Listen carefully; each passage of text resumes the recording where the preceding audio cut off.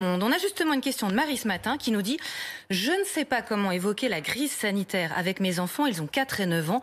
Comment expliquer sans faire peur ?» Déjà, utiliser les vrais mots peut-être. Oui, c'est vrai que c'est fondamental. Donner des informations scientifiques justes et utiliser les mots, savoir dire les mots. C'est vrai que c'est la collection Max et Lily essaye de faire ça. Et surtout que les enfants restent acteurs de leur vie aussi, agissent. Je pense que quand on agit, on a moins peur. Parler, avoir de l'empathie pour les autres aussi, s'intéresser aux autres. Ça aussi, c'est toute la collection Max et Lily. Voilà, il y a des tas de choses. Et puis les dessins, enfin, dans Max et Lily, il y a les dessins aussi qui aident beaucoup à prendre de la distance. L'humour, c'est fondamental. On répond à leurs questions, c'est pas la peine non plus de rajouter les nôtres, de créer de nouvelles peurs. Mais c'est important de vraiment répondre aux questions. Oui, c'est ça. Il faut répondre aux questions des enfants. Il faut leur expliquer le plus simplement possible. Aussi remettre là dans ce livre-là, j'ai parlé des épidémies, par exemple. J'ai parlé de la recherche scientifique. J'ai parlé des virus. Il y a un petit dico pour mettre des mots justement sur les mots compliqués. Et puis il faut faire confiance aux enfants. Je trouve qu'ils respectent beaucoup les gestes barrières. Ils respectent les règlements, ils s'intéressent aux autres. Donc je pense qu'il faut aussi faire confiance aux enfants. Ils sont conscients et ils aident leurs parents dans cette crise. Donc j'ai pas voulu parler du confinement parce que le confinement avait été vécu très difficilement par certains enfants et très agréablement par certains autres qui ont retrouvé leurs parents, qui ont réussi à travailler même à distance. Et donc je me suis dit que c'était plus important de parler de l'épidémie avec laquelle on va vivre quand même. Il faut gagner cette bataille et les enfants sont assez acteurs, je trouve, qui sont voilà. Et dans Max et Lily, évidemment, ils font un labo. Oui, exactement. Il y a le côté soigné. On les voit, les enfants, hein, que ce soit les garçons ou les filles, ils aiment beaucoup effectivement jouer au docteur. On fait passer des émotions en torturant un peu ces peluches aussi. C'est ça aussi le rapport aux soignants. Il y a à la fin aussi, si tu veux devenir docteur ou pas, si tu veux devenir soignant ou pas, d'ailleurs, parce qu'il n'y a pas que docteur, hein, faut pas croire.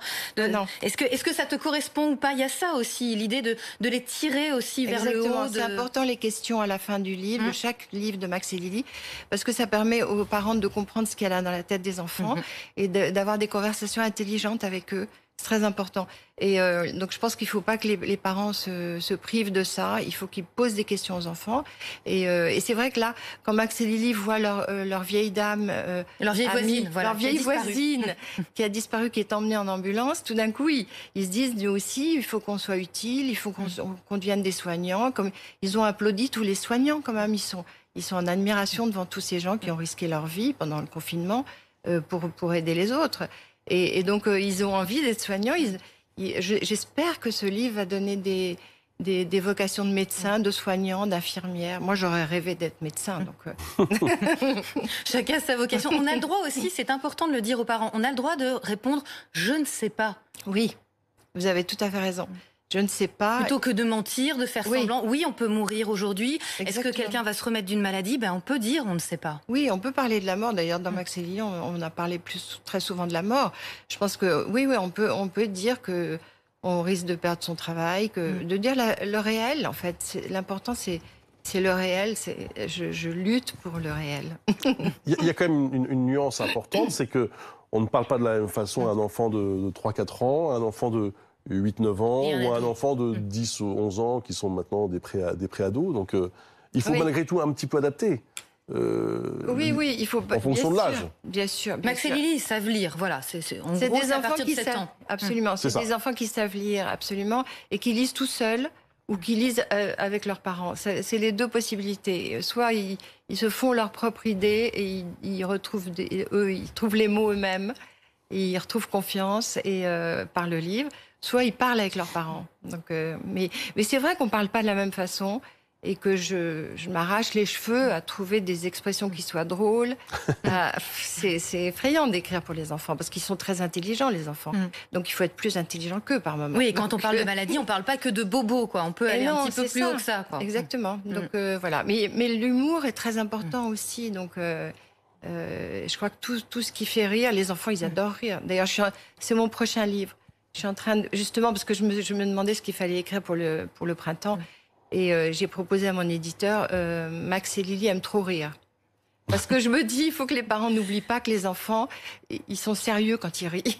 Mais justement, c'est la question de Magali. Vous nous disiez, je prône le réel, mais le rire, c'est important. Magali qui nous dit, comment ne pas gâcher tous les plaisirs de nos enfants? Les bisous sont interdits en ce moment, les fêtes sont annulées, le square, on leur dit, c'est plein de microbes. On peut plus rien faire. Ouais. L'enfance, pourtant, on est censé en profiter.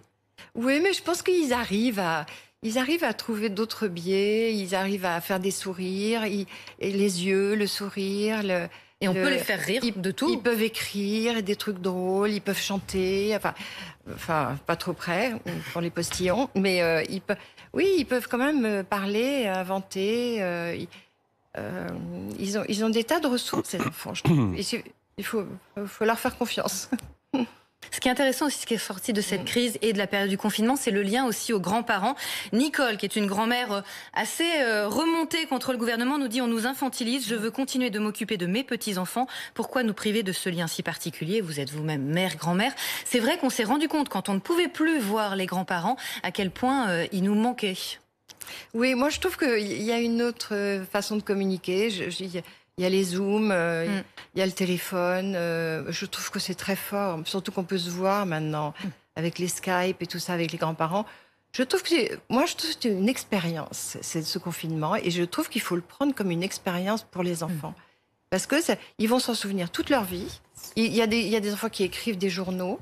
Il y a une petite fille qui m'a envoyé une BD écrite sur le confinement.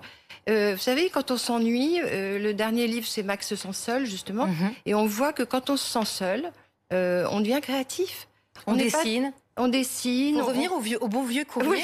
Oui. Non, mais c'est vrai. Mais on devient créatif, on devient inventif. Donc, on a des ressources en soi. Donc, je pense que il ne faut pas trop s'inquiéter non plus pour les enfants. Parce que je trouve qu'ils peuvent réagir, en fait.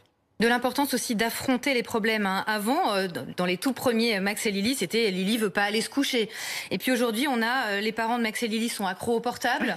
Max et Lily ont peur des images violentes, ou même Lily se fait piéger sur Internet. C'est ça aussi. Oui, ça c'est vrai qu'il faut qu'ils fassent attention. Et ça, j'essaie de faire de la prévention, de la prévention pour la santé mentale aussi, pour savoir exprimer ses émotions, et aussi sur tous les dangers d'Internet. Et aussi les dangers des parents qui sont trop absents, quelquefois trop indifférents, ils ne les écoutent peut-être pas assez. Enfin, maintenant, on dit beaucoup de choses sur les bébés, donc on sait que les bébés, il ne faut pas les laisser pleurer, il y a une interaction très importante avec les bébés. Mais je pense qu'à l'âge de Max et Lily aussi, il ne faut pas rater certaines périodes difficiles de leur vie. Donc voilà, il faut les écouter. Mais les parents sont débordés. Donc, Ah oui, puis c'est pas facile le métier non plus de parent, on apprend avec les enfants. Est-ce que les enfants vous envoient des idées de livres? J'aimerais bien, mais en fait mon éditeur me bloque un peu les choses parce que sinon je serais un peu débordée. Vous savez, on en est déjà à une bonne centaine. Non, mais on en 124. On en vend 1,5 million par an de Max et Lily. Donc si vous voulez, il y a une énorme. On les trouve dans tous les supermarchés, dans toutes les bibliothèques. Donc il y a beaucoup d'enfants qui les lisent. Et c'est vrai que si j'avais une messagerie, je pourrais avoir plein de messages d'enfants. J'adorerais, je pourrais faire que ça, que les écouter. Mais en même temps, je pourrais plus écrire. C'est bien de rappeler que la littérature pour la jeunesse se porte bien. Hein. C'est vraiment. Oui, c'est très riche, très riche, très varié. Ouais. Voilà. D'abord, il y a une offre extraordinaire. Non, c'est vrai. C'est vrai. Et nous, on n'a pas encore fait de dessin animé.